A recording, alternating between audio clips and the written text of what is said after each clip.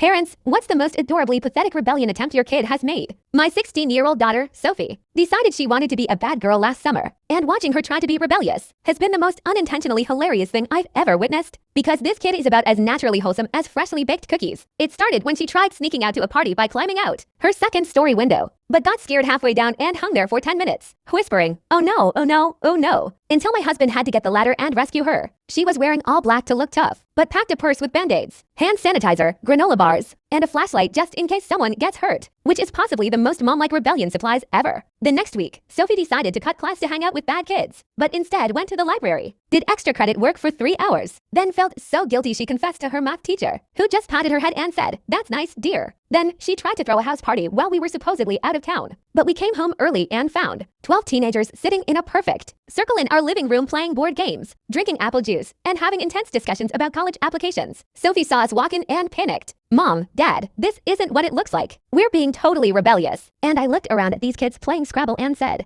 "Oh, absolutely terrifying. What's next? Monopoly and hot chocolate." Her best friend Emma whispered loudly, "Sophie, we told you this was the lamest party ever." And Sophie got defensive. "Hey, we stayed up past 10 p.m. and someone used a curse word." Apparently, the curse word was damn. And the funniest incident happened. Sophie decided she was going to get a detention to prove how bad she tried to be late to class, to cause trouble, but ended up every attempt backfired spectacularly and got praised by the principal. She attempted to talk back to a teacher, but when Mrs. Johnson asked her to solve a math problem, Sophie automatically said, "Yes, ma'am," and solved it perfectly. Then realized she'd failed at being disrespectful and actually, the janitor, Mr. Peterson, found the note the next morning, called the principal laughing, and said, "That sweet Johnson girl cleaned up the mess in the east hallway," and left an apology note for trespassing. So instead of detention, Sophie got a thank you certificate. At this point, Sophie was getting desperate, so she decided to dye her hair a shocking color, but she chose pastel pink because she didn't want to look too scary. And when she showed us, my wife said, "Oh, honey, that's gorgeous, 'cause it looks like cotton candy." Sophie finally broke down crying and said, "I'm the worst bad girl ever. I can't even get in trouble properly. Everyone just thinks I'm nice." And my husband said, "That's because you are nice and there's nothing wrong with that." We explained that being kind and responsible aren't character flaws, they're strengths. But Sophie said, "All the popular girls are rebels with attitude." Her older brother Jake said, "Sophie, the popular girls literally call you mom friend because you carry first aid supplies and remind everyone to drink water." And Sophie asked, "Wait, that's supposed to be a good thing, right?"